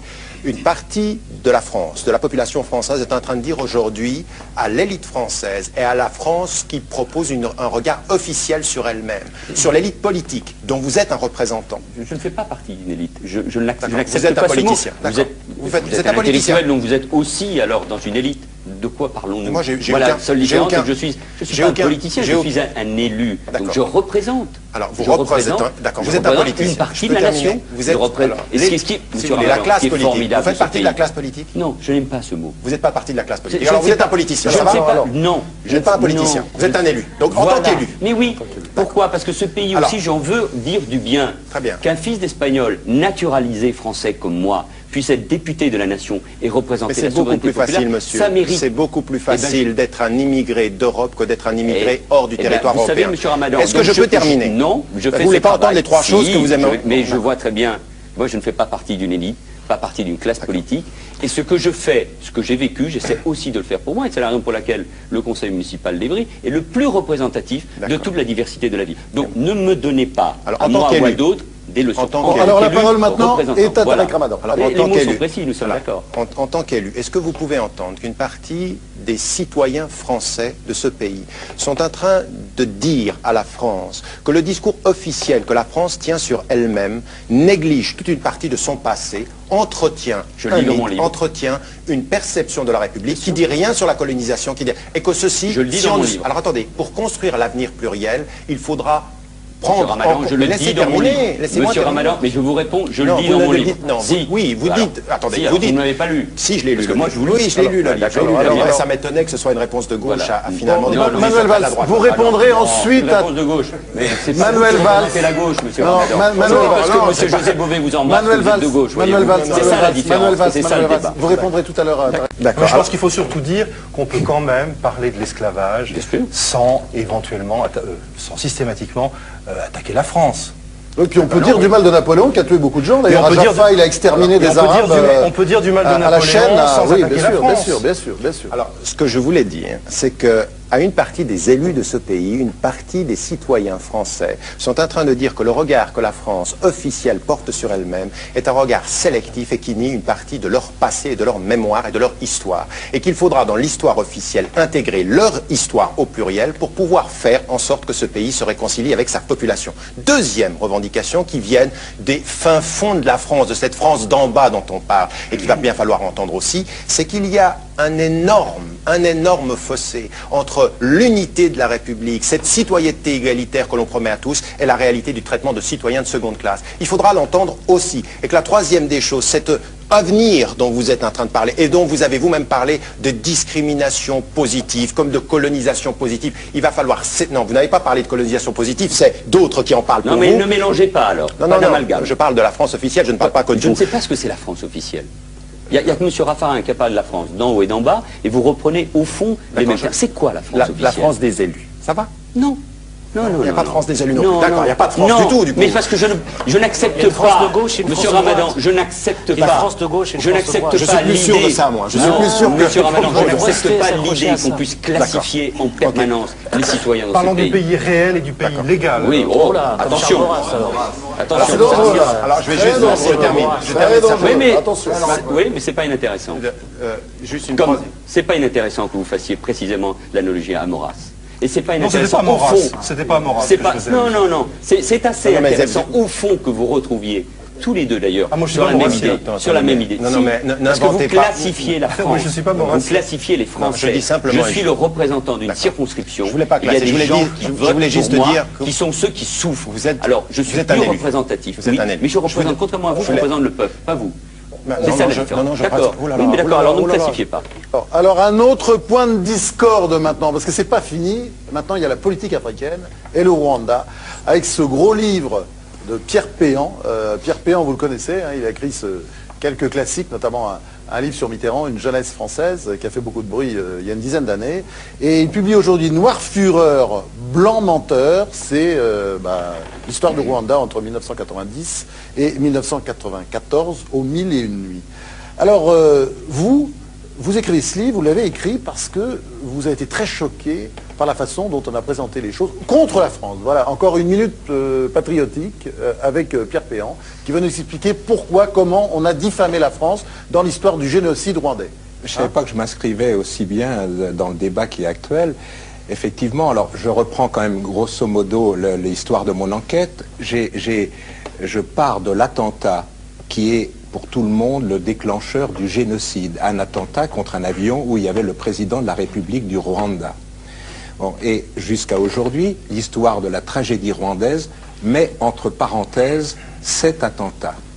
Or, à partir du moment où cet attentat a été ordonné, mis en œuvre par celui qui est le président de la République aujourd'hui du Rwanda et qui est le porte-parole, le représentant des victimes, j'estime qu'il est intéressant de tenter une relecture de l'histoire. Et c'est cette relecture que j'ai tenté de faire en réintroduisant donc des éléments dans l'histoire. Une des parties effectivement de mon propos, c'est d'essayer de bousculer une lecture militante, et ça c'est intéressant, une lecture militante des relations entre la France et le Rwanda et toute l'histoire concernant le Rwanda. Parce que si vous cherchez, vous ne trouverez aucun tribunal, il n'y a pas l'équivalent d'un tribunal de Nuremberg qui attaque la France comme de complicité, de génocide. Et pourtant, par de petites rumeurs, par de petits papiers, petit à petit, malgré une mission d'information par le Parlement, qui conclut à quoi? Des erreurs d'appréciation en ce qui concerne la politique française, et deuxièmement, lave la France de complicité de génocide. Ça, mais malgré ça, donc ça se passe en 98, eh bien, on est aujourd'hui sur la base, si vous allez dans tout le monde médiatique, vous avez complicité de génocide, sans aucune preuve, sans rien. Donc moi j'ai voulu effectivement reprendre toute cette histoire à partir de documents pour l'essentiel, c'est-à-dire d'abord les documents de François Mitterrand pour la période qui court entre 90 et 93 et des documents sur la période de turquoise. Et qu'est-ce que je dis? C'est que la France s'est peut-être trompée, mais on n'est plus du tout dans la... Donc il n'est pas comme Napoléon, Mitterrand, il est innocent. J'accepte qu'il se soit trompé. Il s'est trompé puisque le génocide a bien eu lieu. Je veux dire que la France, dans son ensemble, n'a pas réussi à empêcher ça. Mais de là... Mais elle n'est pas coupable. Elle n'est pas coupable, c'est une évidence. Ça, responsable Je n'irai pas, non, puisque c'est la France est le seul pays... Parce qu'il y a eu des articles, notamment des articles de Patrick Saint-Exupéry dans le Figaro, qui étaient troublants quand même. On se disait quand même, il y a une espèce d'attentisme de la France. Mais justement, ce que je dis, c'est une lecture, j'essaie de casser une lecture militante à partir des documents. Et donc, jusqu'à maintenant, on me répond par des termes terribles pour éviter le débat. J'attends qu'on me dise tel élément est faux. Par exemple, je prends un exemple, turquoise, l'opération turquoise. Et il s'est installé petit à petit l'idée que c'était une opération pour récupérer des génocidaires, pour favoriser des génocidaires qui allaient au Zaïre, pour des choses absolument horribles. Je publie tout simplement le verbatim du Conseil restreint et de toutes les réunions après, où on voit bien que les politiciens français, de droite et de gauche, font une opération humanitaire, sachant pertinemment qu'ils ne recevraient que des coups. Et ensuite, sur l'exécution... Il y a quelqu'un qui s'en sort très bien dans votre livre, d'ailleurs, c'est Alain Juppé. Ben oui, pourquoi? Parce que c'est lui qui a décidé une opération humanitaire et ça a été accepté par François Mitterrand et je pense que... Oui, c'est un peu le héros d'ailleurs. Hein, c'est un des... Pas le mot héros, en tout cas, il s'est battu. La France est le seul pays. C'est le seul pays qui a essayé de faire quelque chose alors que la communauté internationale a tout abandonné et c'est la France qui se retrouve comme au banc des accusés. Enfin, pour aller dans le sens de Pierre Péan, j'ajouterais juste que l'ONU était quand même partie de façon terrible à la fois et peut-être pas si glorieuse et que c'est vrai que les Français sont restés. Mais pour revenir un peu sur le débat général, parce que le dossier rwandais est compliqué, et je crois qu'il faut inviter les téléspectateurs à se plonger dans votre livre. Tarek Ramadan, Pierre Péan a parlé tout à l'heure d'un discours officiel et en fait... il semblerait qu'il y ait peut-être un discours médiatique, parce que qu'est-ce que je constate? Quand vous parlez, disons, des choses assez peu glorieuses de l'histoire de France, dans la politique africaine, la conquête d'Alger et le pillage d'Alger en juillet 1830 dans une violence inouïe, sur lequel vous avez fait un livre il y a peu de temps, les fidélités plus ou moins contestables de François Mitterrand, vous avez parlé de beaucoup d'aspects contestables du passé français, et là, la presse, les médias vous encensent. Quand vous parlez d'un dossier dans lequel on peut réhabiliter la France, et même dans une petite mesure, se dire qu'elle a essayé effectivement de faire quelque chose, on pourrait même aller jusqu'à dire être fier sur certains points. Sur quoi, oui. Eh bien, il est intolérable, disons, pour le discours, disons pour un certain discours, il est intolérable de défendre la politique française. Il faut absolument lui taper dessus sur tous les tons. Voilà. Donc ce qui est intéressant, moi je n'ai pas de compétences sur le Rwanda, j'ai lu le livre avec intérêt, étant simplement ouvert aux thèses habituelles, mais quand je lis, et ça nous renvoie à notre débat, quand je lis sous la plume d'un des défenseurs de la thèse officielle citée par Pierre Péan la phrase suivante: la France a une responsabilité qui est semblable à celle des Allemands dans la Shoah. C'est une citation donnée par François-Xavier Verschave.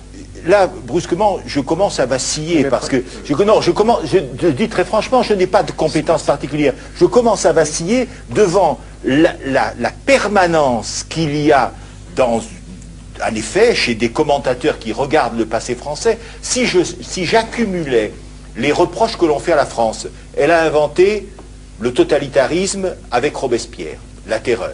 Les bolcheviks, Lénine, Staline, Hitler sont sortis de la terreur, dit un certain discours sur la Révolution française. La guerre de Vendée, elle a inventé le génocide. Elle a inventé le génocide et les chambres à gaz, etc. Il n'y a pas moyen d'avoir un regard critique entre deux, bien sûr pas d'utiliser les excès des uns pour justifier des thèses comme celle-ci. Il n'est plus là pour se défendre. Je vous ai cité la phrase. Pourquoi vous prenez un excès? L'entre-deux, c'est un regard critique sur la politique française en Afrique. Si vous permettez une seconde, il y a effectivement une ambiguïté française. Ce que Benjamin Torrent appelait les deux France. Il y a un effet dans les périodes dans toutes les périodes de l'histoire de France, dans toutes les périodes de l'histoire de France, vous avez à l'intérieur de la France, vous avez à la fois Papon et Jean Moulin. Alors, la difficulté pour l'historien, son devoir, et pas un devoir de mémoire, son devoir d'historien, c'est de mettre dans le même panier, parce qu'ils font partie du panier français, à la fois Papon et Jean Moulin. Pourquoi vous ne l'avez pas fait dans votre livre sur Napoléon? Mais je l'ai fait dans mon livre sur Napoléon. Vous ne parlez pas d'esclavage? Je parle de l'esclavage. Nous chercherons la page tout à l'heure. Donc je n'en parle peut-être pas assez, à votre goût, et peut-être avec mon œil critique d'aujourd'hui, peut-être en effet je n'en parle pas assez. Il y a peut-être un autre livre à faire. Il y a peut-être un autre livre à faire, mais en tout cas, les deux aspects, si vous avez le général Osarès et si vous avez les porteurs de valises, ces deux réalités font partie de la France. Vous avez Michel Rocard qui dénonce les camps de regroupement en Algérie avant tout le monde,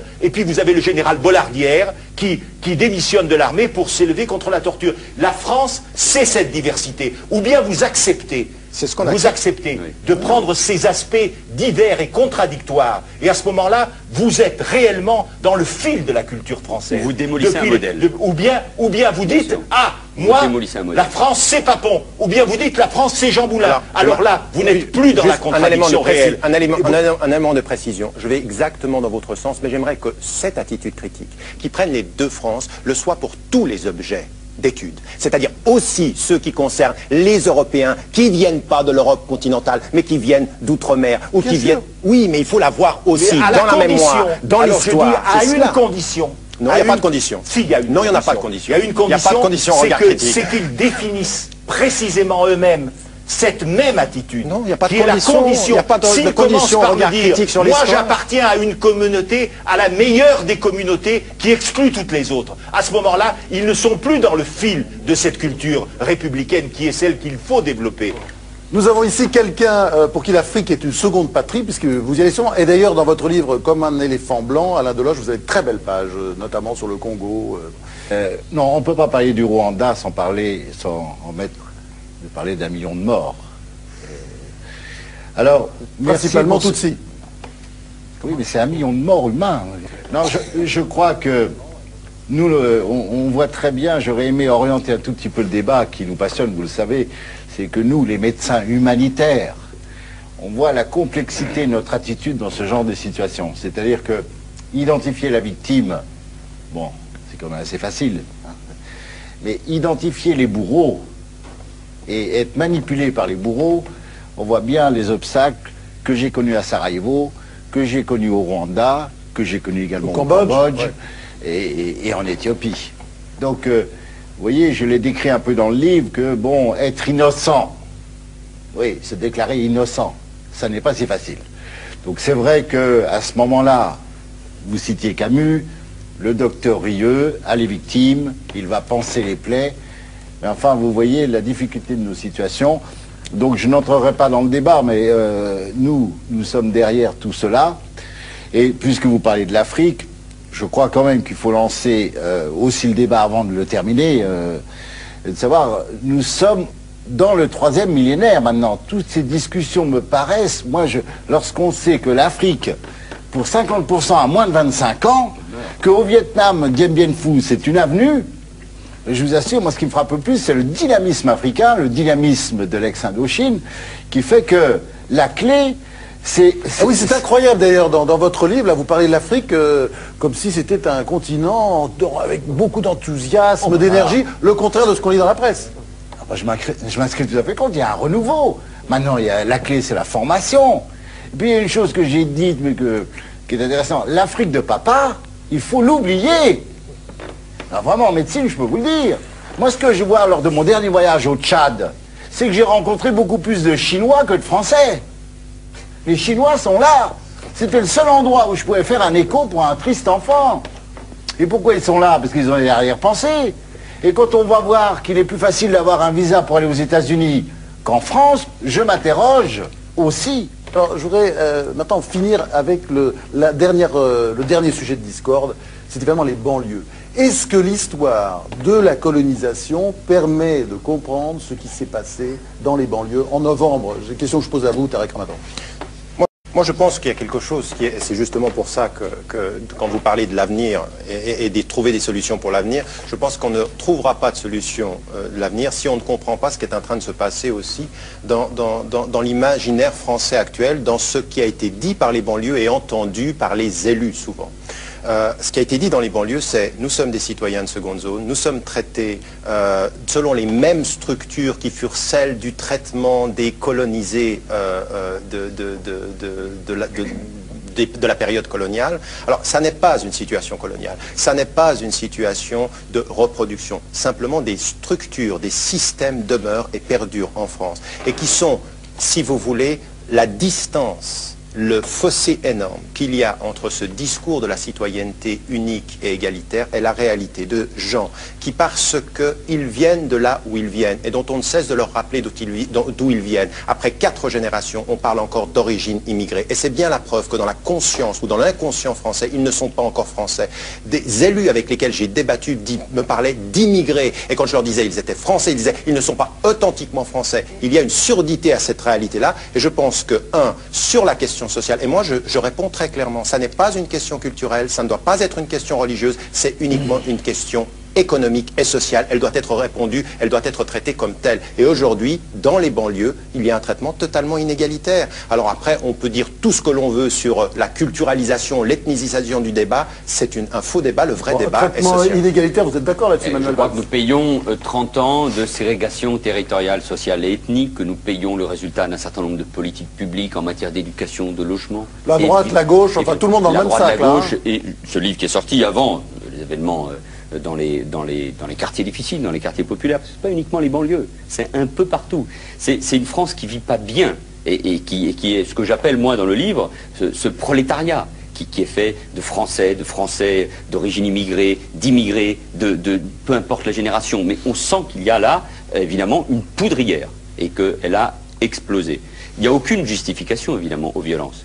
Et dans les violences que j'ai vues, je n'ai pas ressenti d'ailleurs un message, je n'ai pas senti un mouvement contre quelque chose, encore moins contre les élus. Mais c'est un mal-être, un mal-vivre.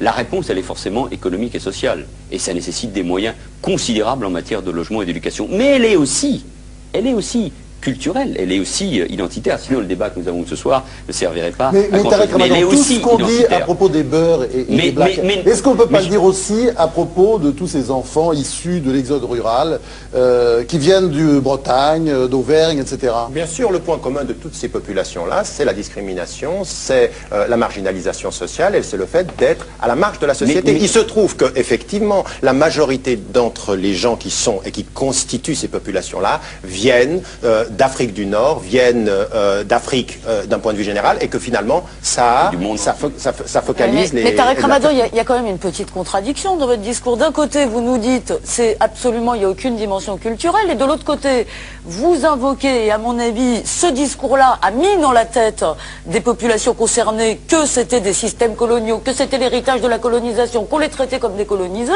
si vous voulez, et ils le répètent d'ailleurs, ils répètent devant les micros exactement ce que vous êtes en train de dire. Pardon, attendez, laissez-moi finir.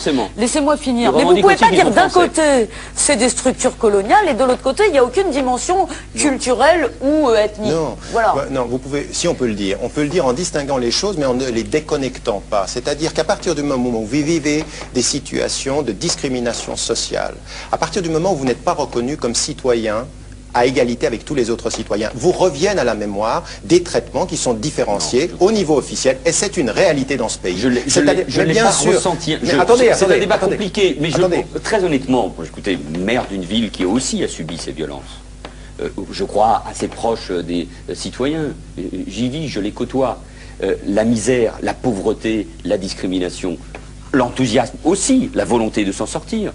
Tous ces jeunes que je reçois quand on a des soirées pour les jeunes diplômés, tous ces nouveaux Français que je reçois dans ma mairie, parce qu'on leur parle aussi de la France. Mais donc la situation est complexe. Ce qui m'inquiète, moi, c'est cette comparaison entre la France coloniale et ce qui serait la France des banlieues. Et c'est encore, pardon de vous le dire, cette vision accusatoire de notre pays, qui est en crise de sens, en crise politique, ça fait 30 ans évidemment, et le fossé entre le peuple et les élites est une réalité. Mais c'est un raccourci. Mais pourquoi est-ce que c'est une accusation? C'est pas tellement l'analyse que vous faites, c'est ce que sera ensuite la réponse. Car la question n'est pas sur l'analyse, M. Ramadan.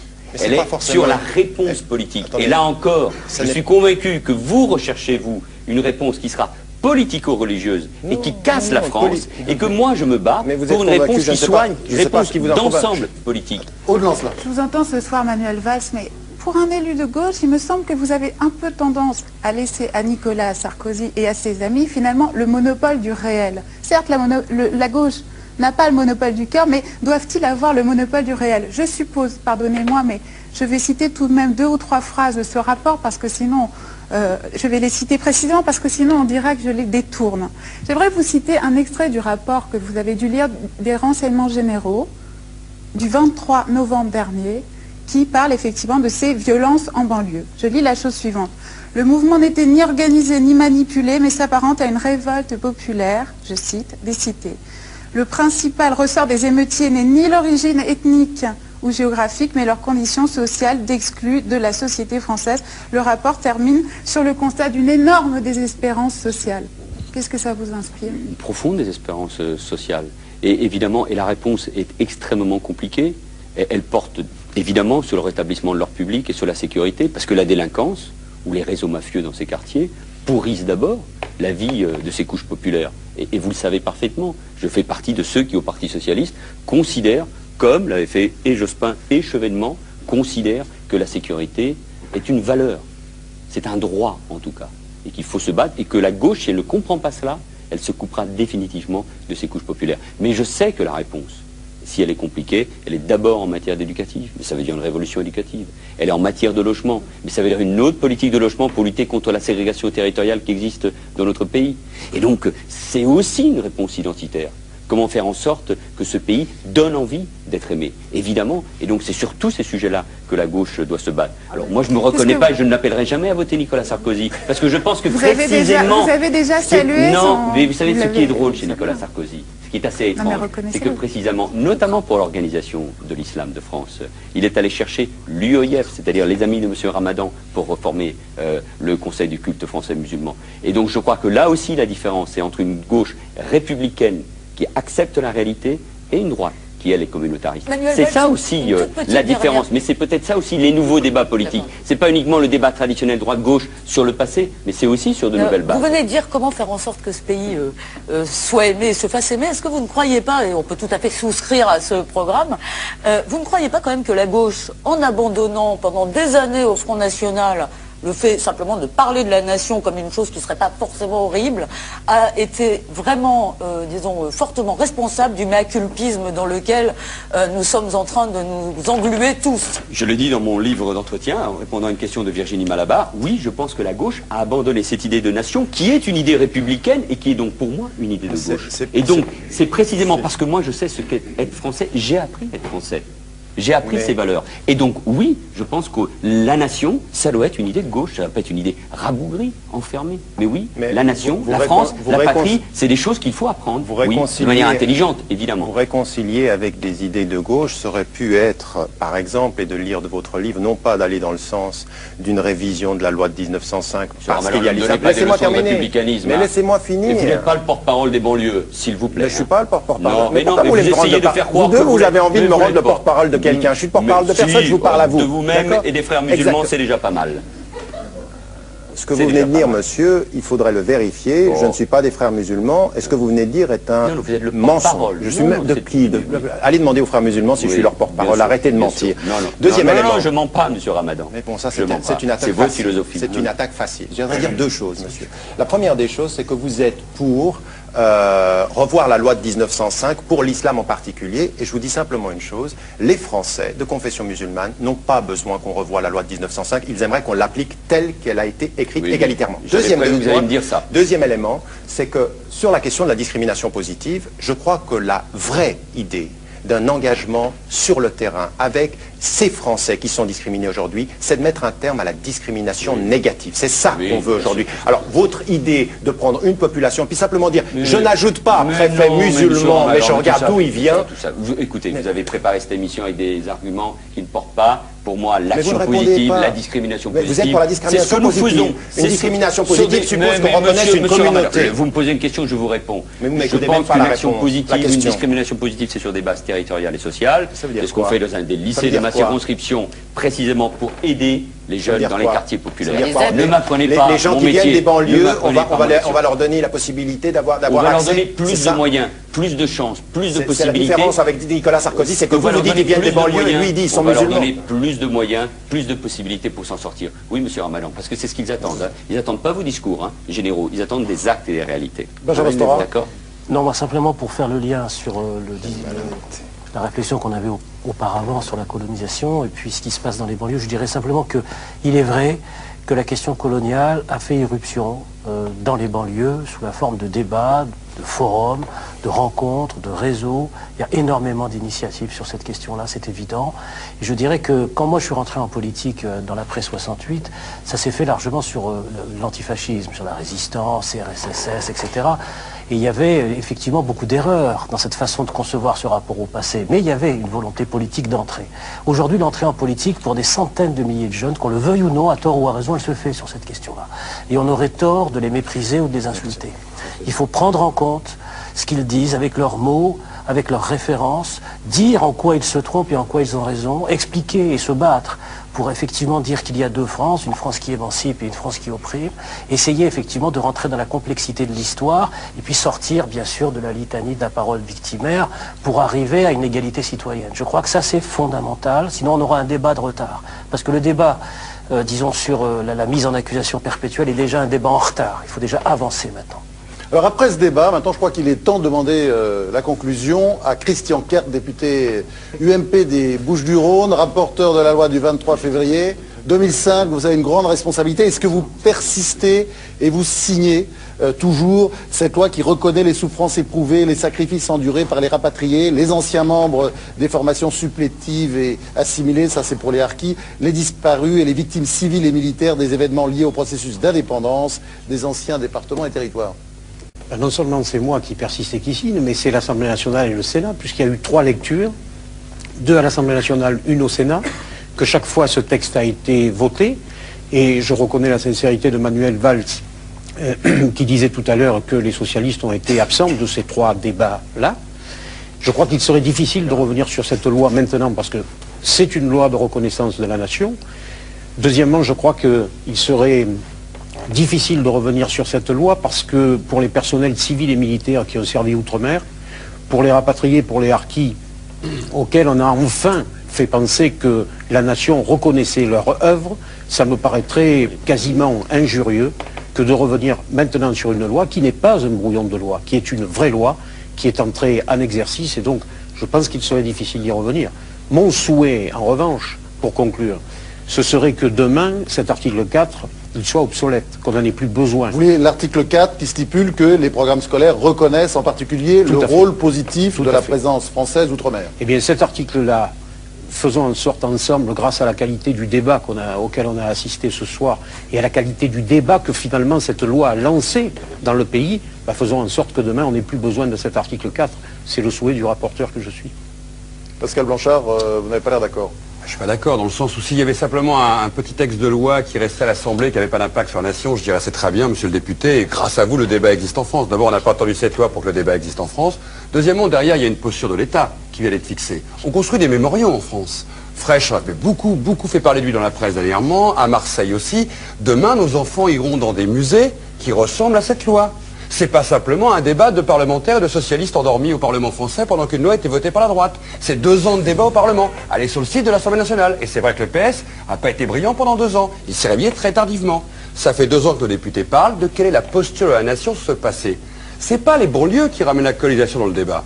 C'est les députés qui ont ramené la colonisation dans le débat. Et maintenant, les jeunes de banlieue, ils trouvent un lien aussi avec leur situation actuelle. Christian Kert. Écoutez, je suis presque d'accord avec M. Blanchard, sauf à reconnaître que c'était peut-être aux historiens, sur cette partie-là, de se réveiller également avant nous. On s'est réveillé, on travaille depuis quelques années, M. Kert, lisez nos livres. Et ça n'aurait pas rendu nécessaire cette position des parlementaires à laquelle nous tenons pour l'instant. Le mot de la fin, Max Gallo. Écoutez, moi je crois, je ne veux pas revenir sur la question de la loi, je crois qu'on a beaucoup dit, et tout a été dit presque. Je crois que le moment que nous vivons, en 2005 et jusqu'à 2007, est un moment tout à fait décisif. Je reviens sur mon idée de balkanisation à moyen terme, c'est-à-dire 10-15 ans, c'est-à-dire demain, le risque. Et je crois que cette élection présidentielle est probablement plus importante encore que celle de 1981. Parce qu'en 1981, on pouvait imaginer que, après tout, c'était une question, on prolongeait, on était dans le décor classique de l'histoire nationale. Là, nous sommes réellement dans quelque chose de très profondément nouveau, avec ces Français qui viennent d'ailleurs qu'en Europe, qui affirment leur identité, leur volonté à la fois d'être français, et je crois que la responsabilité des élites politiques, moi j'emploie le terme élite, est tout à fait majeure, car la crise des banlieues n'est pas une crise des banlieues, c'est une crise de la France et de son projet.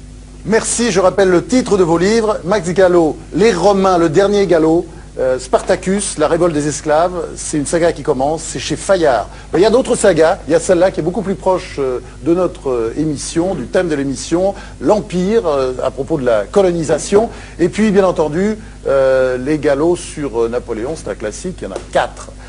Manuel Valls, vous publiez La laïcité en face, c'est un livre en entretien, chez Desclés de Brouwer. Alain Deloche, comme un éléphant blanc, c'est un livre magnifique qui donne de l'espoir, qui fait du bien au cœur. Hein. Vous racontez votre vie, puis vous racontez surtout vos combats humanitaires. Enfin, c'est voilà, le livre d'un type bien.